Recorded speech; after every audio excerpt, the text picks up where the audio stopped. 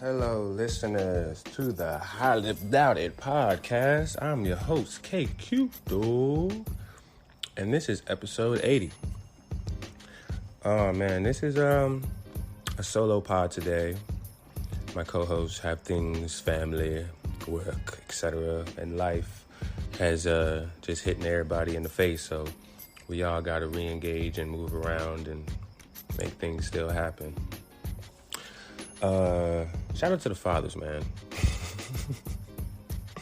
Right off the bat, shout out to all the dads out there, man. The ones who know what it means to be that and know the responsibility that comes with that. Forever.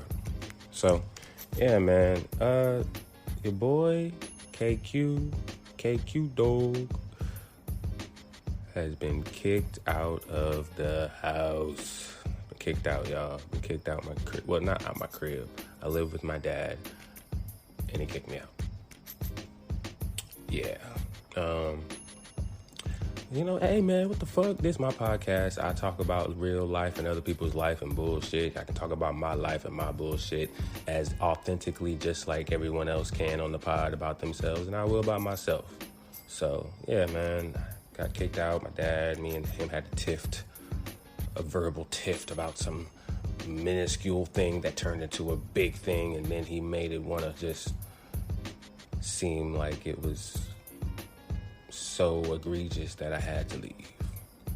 So I left, and I'm back with family.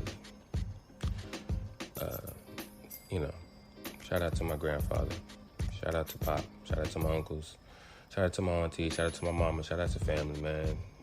It's always gonna be dysfunction in family. I've learned that in life, and when I was at the family reunion, my uncle definitely talked about it in his Sunday service. So the messages and the situation that be happening, not necessarily so much of like, oh, what happened, KQ? No, it's like, no, look what you done started. Oh, you don't know what you done did. You don't know you don't even know that boy. That's the wrong one to push him there. Last time we pushed him there, that man turned into something else, turned to solo savage. You know what I'm saying? So, not even to harp on that like that, but just to say those moments, how do you internalize them? What do you go into, to get away from that feeling? How do you express yourself without screaming, yelling, punching, etc.? You know me, everyone knows me, it's the music. Music is always going to do its thing for me. So I've already had music in the tank. I already had music on deck. Podcasting has always been the main thing, as you all know, have you been hearing and tuning in. But the music is definitely about to come back in the fold, because that's just what life and God is pushing me towards right now. The conversations are about right now. So I'm not about to stop. I can't stop. I can't quit. You know what I'm saying? So it's never going minor setback for a major comeback type of shit, So yeah, man. I'm good. I'm chilling. Back to business, you know what I'm saying? Nothing too much. You know what I'm saying? Nothing too much the boy can't handle. You know what I'm saying? Gotta thank God all the time. But at the same time, I'm very thankful for family and my support system. So,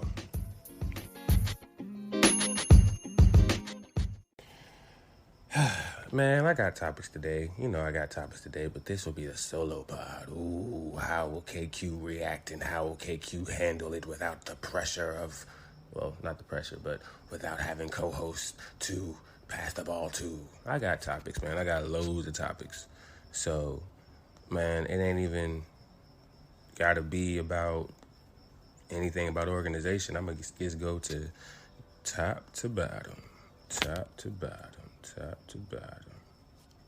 All right, man, let's cut to the bullshit, man. Let's get right into it, because I ain't wasting no time. We got topics.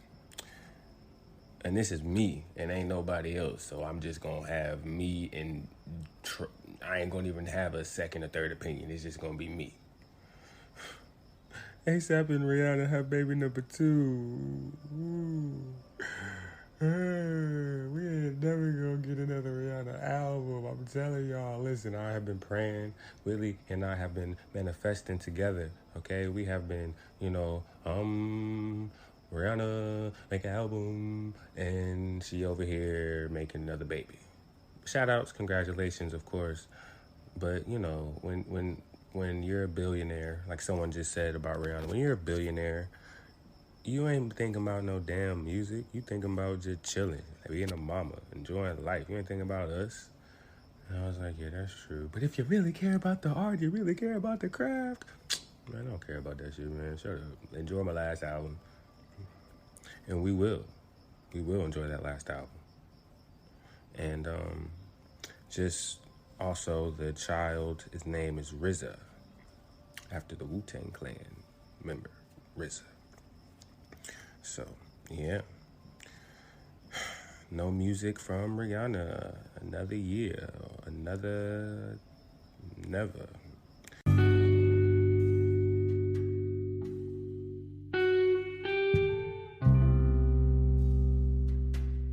Moving on. Let's get to sports. Sports, basically, there's been a lot of controversy about this topic, and people have been talking about the football coach who punched the player in the stomach, and how there were a lot of things that were said, but what the whole premise is you should not strike. A coach should never strike a player. A coach should never strike a player at any level of the game, right? Especially when they're young. Now, this is where I am not condoning any. See, and that's where the titles of the dynamic of this is very simple, because seeing him punch him in the stomach, and he leaned over and he was all hunched up, and it looked like he was letting his anger out or aggression out on him, and just because you're not doing what you're supposed to be doing. And not excusing the man for the strike. There are, first of all, whatever situation happens where a coach is seeing a player, especially if he is in a position where he's engaging other players often, he's looking at his hands, he's looking at his footwork, he's looking at how he's engaging the player and how he can do X, Y, Z to get him off of him or shake him off him, right? And sometimes when you are not doing the move and the coach is seeing what you could do and you're not doing it when the play is over and or there's a timeout, the first thing that coach is doing is coming up in your grill and being like, yo, what the hell? Da, da, da, da, da. You need to, when he does this right here, you need to do it like this, do it like this. When he comes like this, punch him right in the mouth like this, punch him right in the mouth like this. You know what I'm saying? And like they're actually like giving you that force, like in practice. And this is where it's like, oh, are you telling me they're hitting you, men, in practice? No, it's bro, this is men. And this is like a man. I wish more men were just in these conversations to have these moments. But again, not excusing the strike, but in terms of how coaches teach players on how to do a maneuver on another player for their advantage, of course, they show it on us. They do it on us.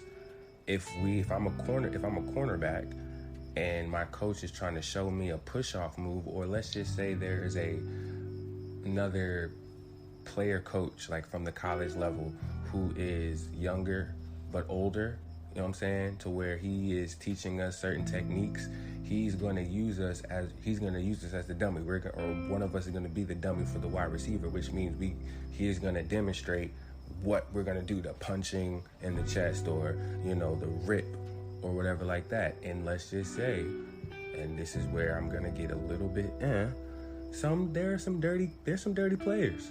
And the reason why there's dirty players is because the coaches teach them dirty moves. And again, I'm just bringing a different type of dynamic to this conversation. I think that what the coach was trying to accomplish in a positive manner, not physical harm, was, hey man, the next time buddy do this, that, punch him right in the stomach, punch him just like that, right?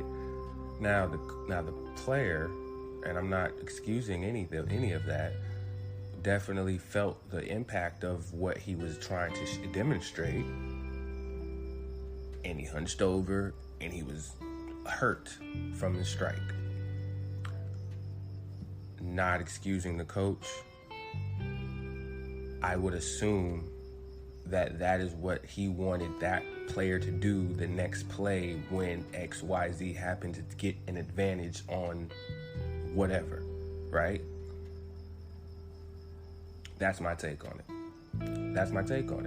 I don't think that coaches are just beating on players because they're just not happy, or because they're not happy in their lives. Like, what? That don't make no sense. If anything, the best coaches, nothing physical, are like the hardest ones. And not even trying to like test you or intimidate you, but they push you. They push you. That's what you do when you are a coach and you're trying to see, especially if you have high expectations on a player. Like when there's a player that definitely the coach has a favorite per se, they'll definitely go out of their way or do things that might get them in trouble. Not on no bullshit, but just, I'm going out of my way than I would for another player to teach you or show you some things to make you better. And let's just say this situation was one of them, and it got caught on tape, and the whole thing looks bad from the camera angle and XYZ. So people are outraged. So I'm not tripping, but that was my thought process.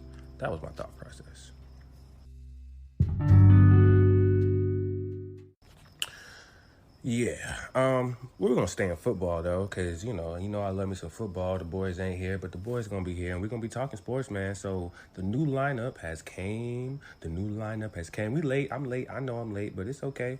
The new lineup has came. Richard Sherman is with Skip Bayless, with Skip, and Undisputed. I know Michael Irvin was there on that first show as well. And I think Keon as well. But yes, Richard Sherman really was the one that's going to be consistently right across from Skip Bayless. So I think that's funny. That's new dynamic. It just goes to show how time and the universe works in terms of people coming together, talking about each other, talking with each other, working together, making money, going back and forth with each other. So, I mean, if everyone knows about that viral clip between Skip and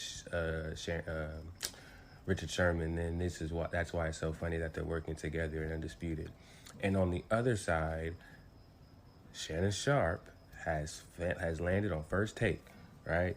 He gonna be chopping it up with Stephen A. Smith, and that's gonna be a whole different dynamic, man. That's gonna be so lit. I think from what Stephen A. said, it's only gonna be Mondays and Tuesdays, but man, that's after all the football happening, and I guess the reason why Tuesday is because if there's Monday Night Football, then he got to cover that too. But shoot, if that's where he's gonna be talking about football for Monday and Tuesday after all the games, I'm with it. With Stephen A., I'm with it. And friends, dope. So yeah, man. And again, like I said before, I'm really excited for this season. My mother and I had a conversation about some football, and I'm not going to even tell you the egregiousness she said, but I'm just going to let you know that sometimes in life, wherever it takes you, when there's lemons, you just make lemonade. And my mother has landed in a place where she is starting to appreciate a team that I never thought I would hear come out of her mouth. So the fact that she said it, I'm going to leave it anonymous for now. But depending on their season this year, if they start making some noise, I'm gonna have some words from my mama. I'm like, so don't you over here talking about yeah. I don't want to hear that. You just got on. But again, we're gonna leave that team alone. We ain't gonna put a spotlight on that team. But if that team start making some noise and start doing some things and start, I don't need you on Facebook talking about go number 1 to playoffs. No, You a visitor. You just got there. You got to get some straps in before you start saying hoovers and hollering, especially because they face us this season. But I'll continue to move on.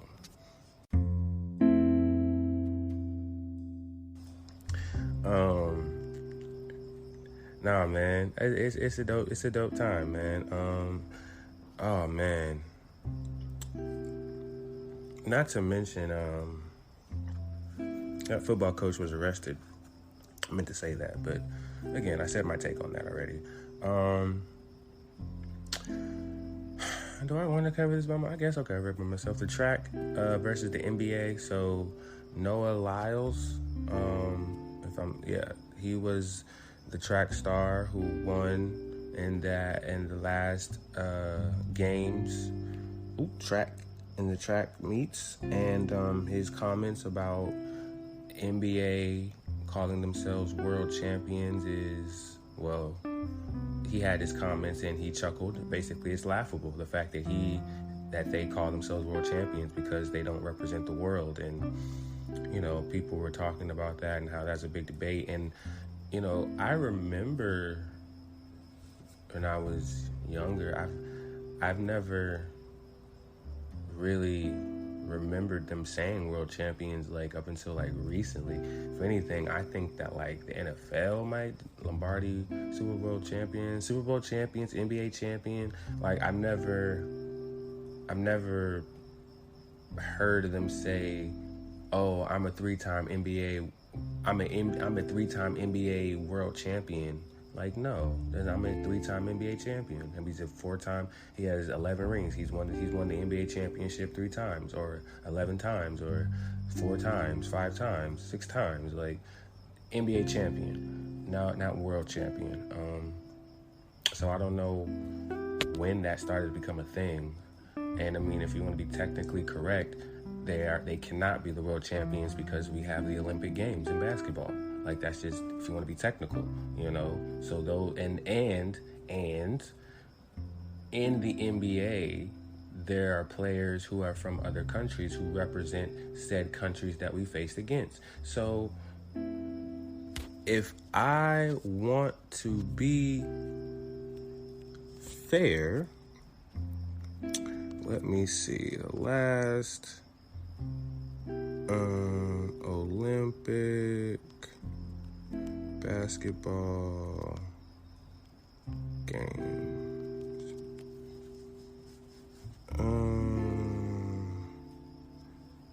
It was in 2020, so the next one is coming from the last ones who won. We won. Well, see? Well, here's the deal. Here is the deal. Noah, we are the world champions. We are the world champions. We are currently the United States of America's basketball team are the Olympics basketball champions. And every single one of them play in the league. Now, the championship inside of our league, the NBA, the best of the best around the world play in that league. Basically, the players who represent said countries when we play in the Olympics, they play against each other. So he gets offended at the champions in the NBA being called the world champions. That's a fair point, because they are not the world champions. The world champions are the Olympic basketball team who represented America. Those are the world champions. And those guys are spread out on different teams and XYZ. So again, I just don't think people should just start getting on nitpicky about that. See, have different conversations and conversations. He might have worded it, he could have worded it better. More information could have been said to where he could have been like, especially if he would have known, or maybe if he did know, if that would have been in his thought process, that the USA has won the last Olympic basketball team. We are the world champions. So I think he could have just reworded it. That's all. Yeah. That's all. No. That's all. No. See, ain't no Cam Whitley to get on your dog. No, we just gonna just shift you in the right direction. That's all we gonna do.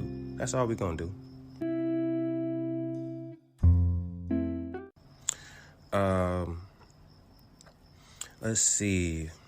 We're gonna stay in sports. Simone Biles. Ooh, what Simone do? Simone, what you do, Simone? Simone made history, y'all. Simone made history. How did she make history, KQ? What did she do to make history? Well, let me tell y'all what she did to make history, okay? Simone Biles makes history, becoming the first gymnast to win 8 all-around titles at the U.S. gymnast competition, right? She's the first gymnast ever to win all 8 all-around titles at the U.S. gymnastics competition. Her win comes 10 years after securing her first all-around title at the young age of 26. Biles also makes history as the oldest woman to ever win a national title since the competition's origin in 1963. You go, Black Queen. You go. You go, Black Queen. That's what we talking about. Flip, tumble, all that. Every time. Gold. Perfect. Extravagant.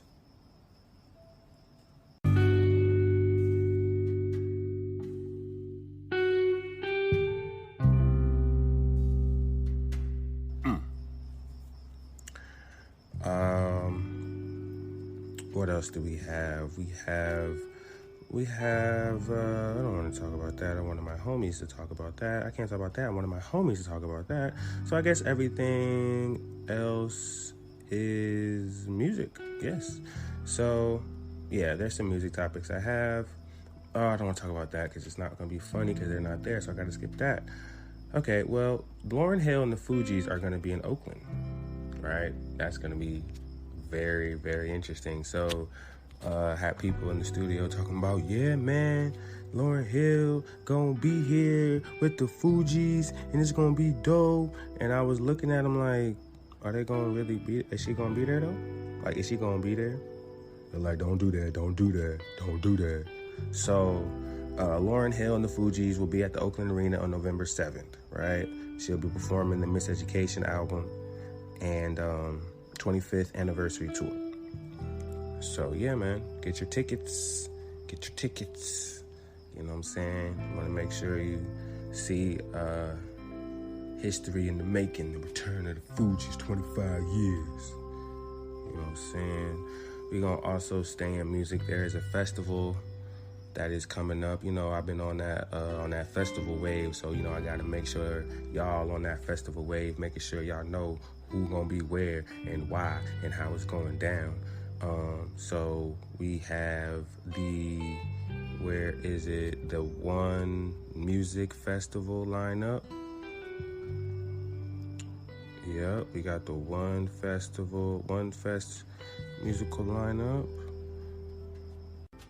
One Music Live Festival, here we go. It will be in Piedmont Park in Atlanta, Saturday, October 28th. It'll be Saturday and Sunday. 2 days. On Saturday, it will be Janet Jackson, Megan Thee Stallion, Bryson Tiller, Kodak Black, Coi Leray, Lil Kim, Fabulous, Jada Kiss Me, No Tink, DJ Drama with Waka Flocka, Too Short, Fat Joe, and more. KRS-One, Danielle Ponder, Josie Ed Lover set with Mr. Cheeks, Brand Nubian, Black Sheep, Nice and Smooth. Ooh, DJ Quick, Big Daddy Kane, ATL Collector featuring Tube, Jeffy and Smurf. What? That's hard. I like that. That's a nice little Saturday right there. And then Sunday, excuse me.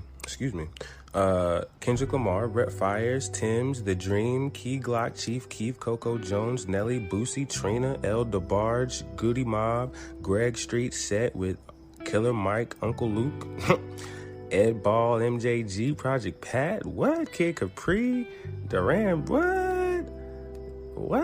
Yeah, nah, this is a nice little thing right here, man. So if you're in Atlanta, you better get your tickets, dog. That's gonna be, you might see me there, goddamn. That's man, that thing nice, you know what I'm saying? I'm in on this Wave Festival thing. I don't know, y'all might see your boy there doing another one for the Holly Daddy Podcast. Woo-hoo-hoo. Ain't no more music. I guess we can get into some seriousness. So there have been hurricanes happening all over the place. I don't know what's happening. The climate is going in weird directions to where, we got a hurricane that just hit, Hurricane Hillary that just hit Southern California. And, I need to go back and look at that and see how that had transpired. But there has been another hurricane that has been on the radar, and we will get to it in a second. I can never find the right shit.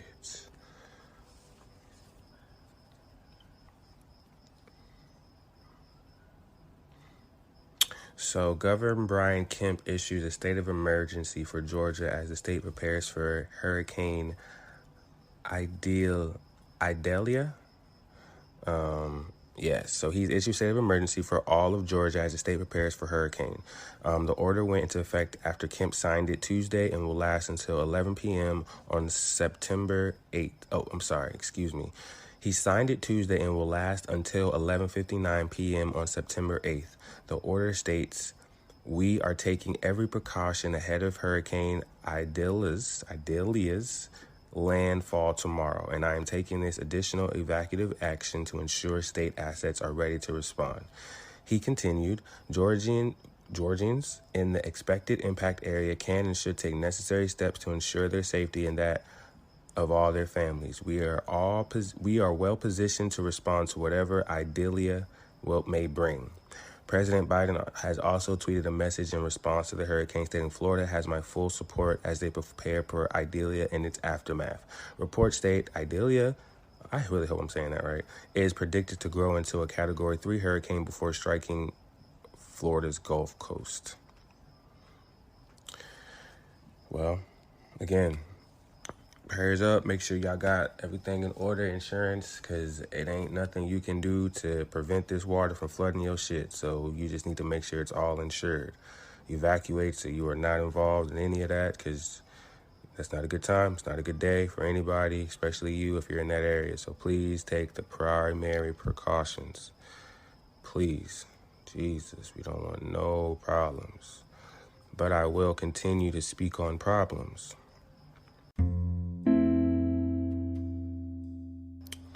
I will continue to speak on problems. I know Whitley would have brought this up.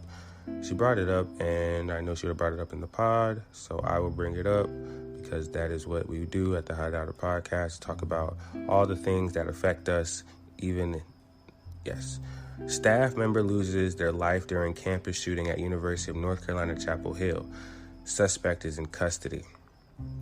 So there are videos of children, of college kids jumping out of the windows to escape this shooting, jumping out of buildings after reports of active shooter on campus. The first news conference is scheduled at 5 a.m. Yes, so there was confirmed one death. There's a person who's been arrested, and he is an Asian man. He is of Asian descent.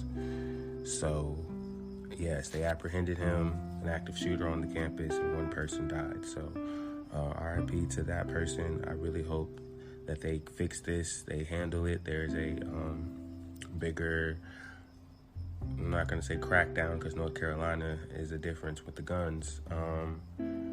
There just need to be better precautions when you're talking about a school and we have students who are trying to get their education, not in any way, shape, or form, are in the mindset of having any type of fight or school shooting or any type of niggas worry about their damn exams and worry about their damn lab reports. Ain't nobody, man, come on now.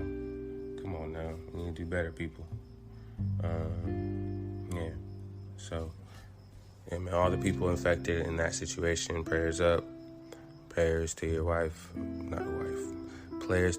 Prayers to your life, health, and, just getting over that situation. Yeah.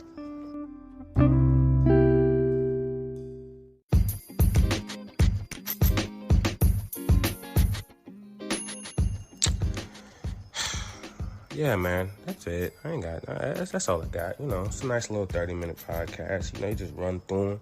Don't really got a lot, you know what I'm saying? Got a little, but not a lot. And not to mention, I am still kind of going through some transitioning, trying to get my life together in terms of this new shift that just happened. I said on the last podcast that I wanted to talk about the growth of the podcast and how it's going to go visual and how things are going to go. And everything is going to be shifted to YouTube.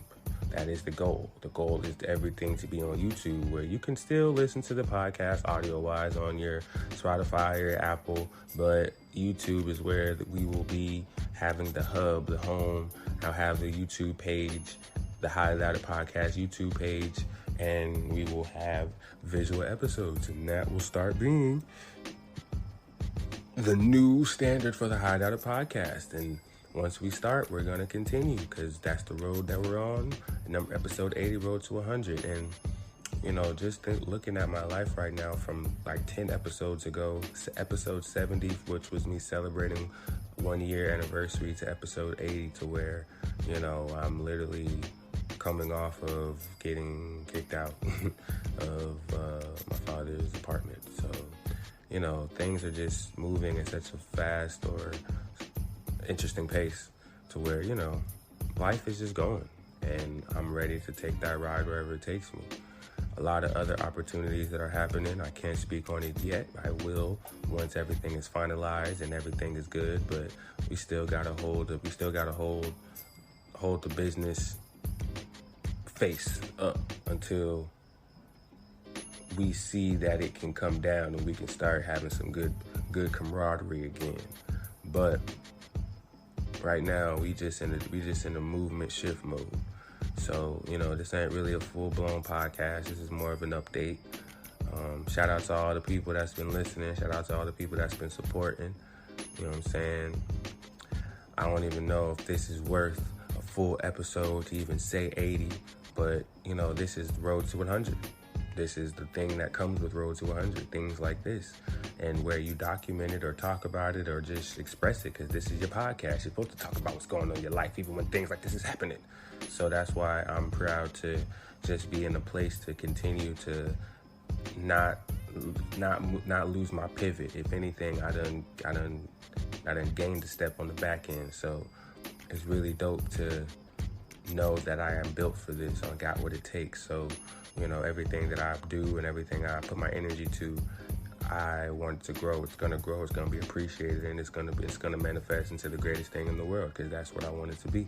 The podcast is gonna go past the Bay, and then it's gonna go past California, then it's gonna go past the nation, and then it's gonna go past the nation. It's gonna go to the world. You know what I'm saying? So that's where it starts here at episode 80, or episode 81, where you just got to go through these little, not mundane, but these trench moments. These are trench moments in the trenches, man. And I'm blessed. But when you in the trenches, man, all you see is just up. That's all you see.